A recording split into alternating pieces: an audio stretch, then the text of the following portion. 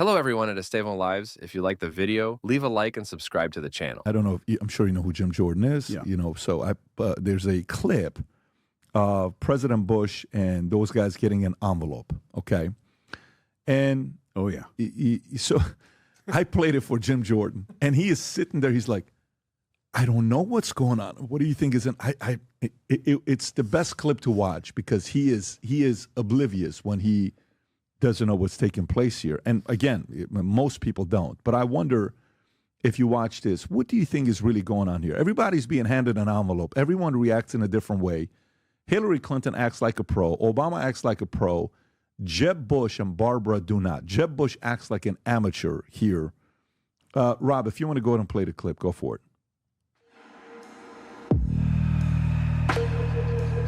Like that bass.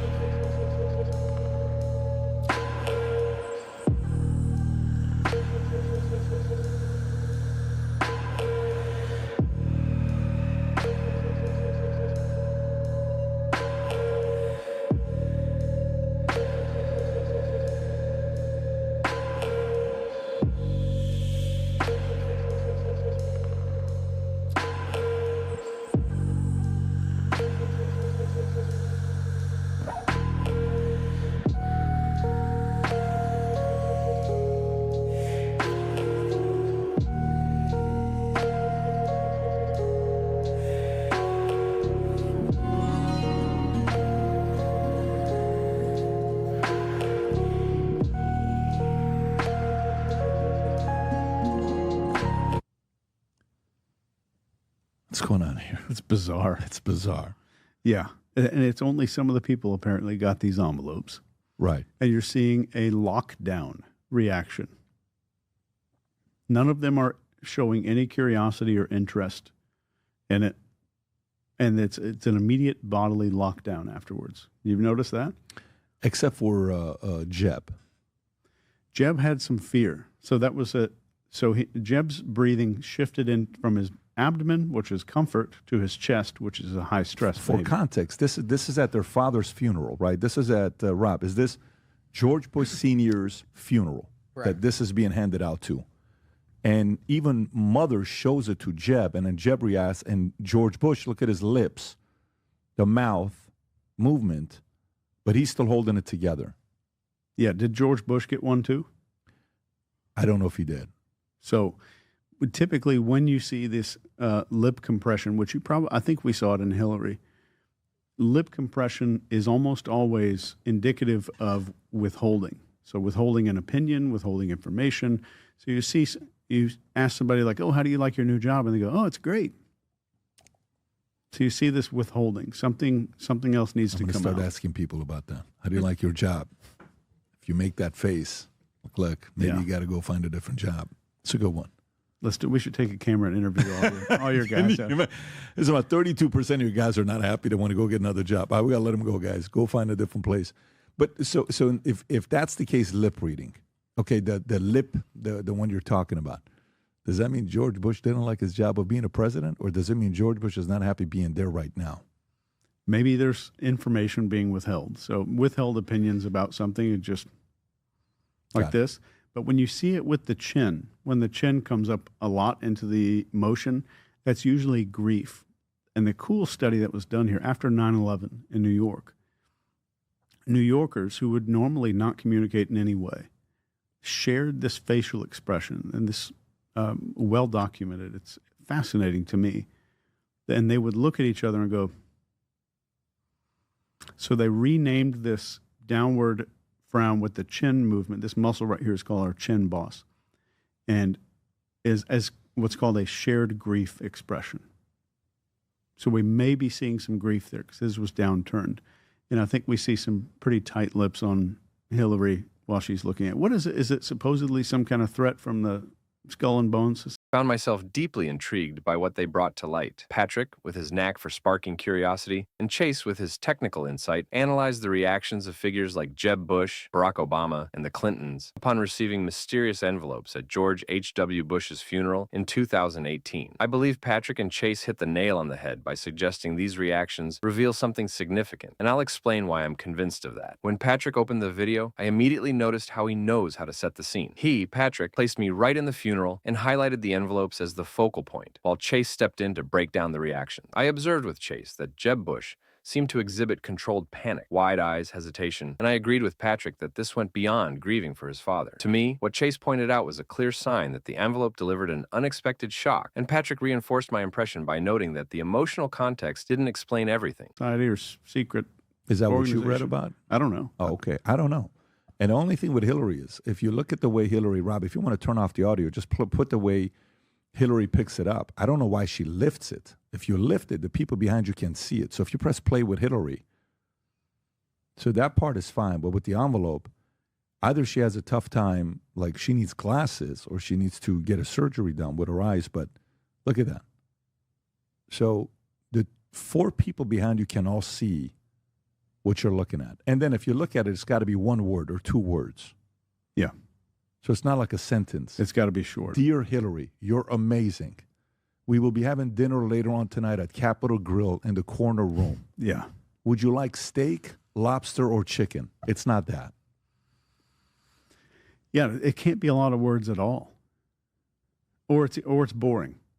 And then maybe everybody got an envelope and this is some cherry-picked thing. And So this could be... I've done no investigation. This could even be nothing based on the body language. The only person that to me is... I'd love to see Jeb Bush play poker.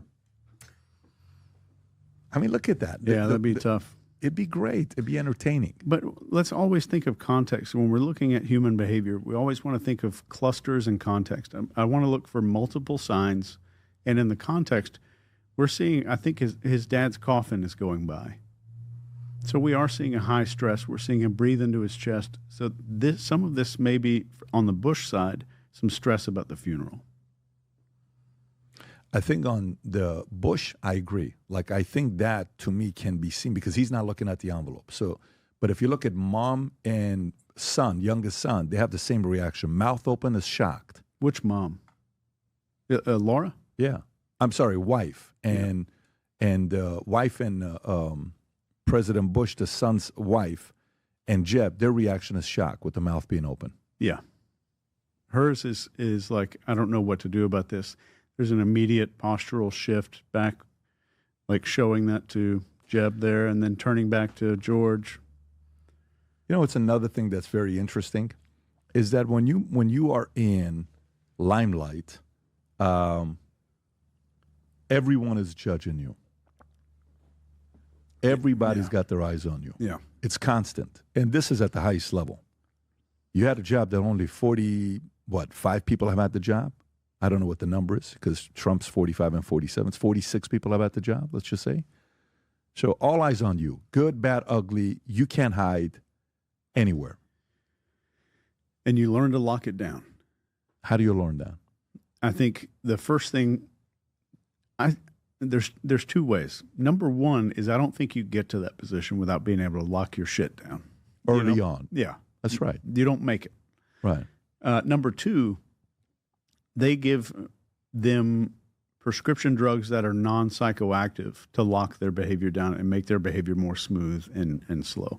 A great example would be something like metoprolol, which is a beta blocker. So like 100 milligram extended release metoprolol. They also call it the stage fright drug or the public speaking drug, but it's just a heart and blood pressure medication. Propanolol is great. Beta blockers is what you give CEOs and stuff when they have a big speech to go make. This is what you give to the Steve Jobs when he's got to release the new iPhone on stage and that kind of thing. What is it called? Propanolol or metoprolol. They're all different classes of beta blockers, they regulate heart rate and blood pressure. So they're non-psychoactive. So not only you don't need them for the rest of your life. They help you to memorize those behaviors without being dependent on the drug like a Xanax that does have to be present for you to be calm. So you could take this a few times and then the effects could be permanent. Yeah. Yeah. Have you ever taken it? Yeah. How did it work for you? I've given it to my clients. Well, I've had the clients get it from a doctor, but they are fantastic. So it lowers your natural fear response rate. So your heart's not beating fast, so your brain is calming down a little bit more. And the second drug that they give them on top of this is something called methocarbamol, which is a non-drowsy muscle relaxer. And it just kind of relaxes the overall physiology of the body. So after a month or two, these people, their bodies are learning these new behavioral pathways. Rob is already ordering 48 tablets. Awesome. Rob already placed an order. They're good. A funny thing is, if you study pharmacology, the interesting thing about the methocarbamol is that we don't know how it works yet. We know that it works, but we don't really know how, but we know it's not a psychoactive drug. So your brain's not dependent on that to learn how to be comfortable. So when I have a lot of clients that are high stress, they have high social anxiety, I will have them talk to their psychiatrist or their doctor and get that propranolol or metoprolol and the methocarbamol, which is the muscle relaxer, non-drowsy. It's good stuff. Robaxin is the Let me tell brand name. You probably indirectly just sold so much of this you don't even know. There's probably numbers of orders being made right now. I should have gotten an affiliate link. People I should have gotten an affiliate link. No, because people that, wish they had for somebody that's in I'll never forget when Joe and I were doing a podcast and we talk about how you handle negative comments. And then Joe says, yeah, but you can't compare to us because we already have so much of it that it's like at this point you're going through it.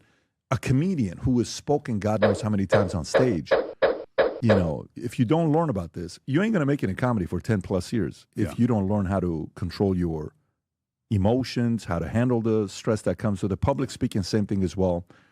Interviews, all that stuff, but even in sales. But if the average person doesn't know it, you're saying this could help them lower the temperature and anxiety?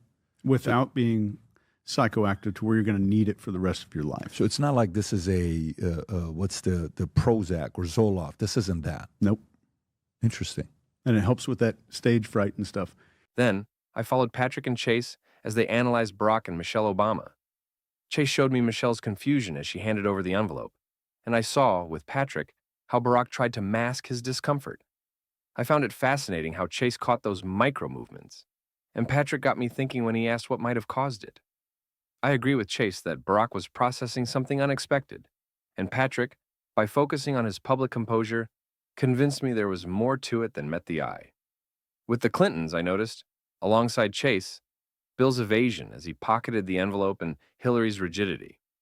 Patrick helped me connect this to a possible familiarity with the contents, and Chase strengthened my sense that they were avoiding something. I felt that Patrick and Chase were right. Those reactions weren't random. To me, what Patrick and Chase revealed was a story told without words, and I found myself believing the envelopes carried real weight. What impressed me most was how Patrick and Chase turned a simple moment into something revelatory. I appreciated that Patrick steered clear of wild conspiracies, letting Chase shine with his science. When Patrick asked Chase what might have been in the envelopes, I found Chase's answer, perhaps a secret or a warning, entirely plausible. I see, with Patrick and Chase, that body language doesn't lie, and that made me value their work even more.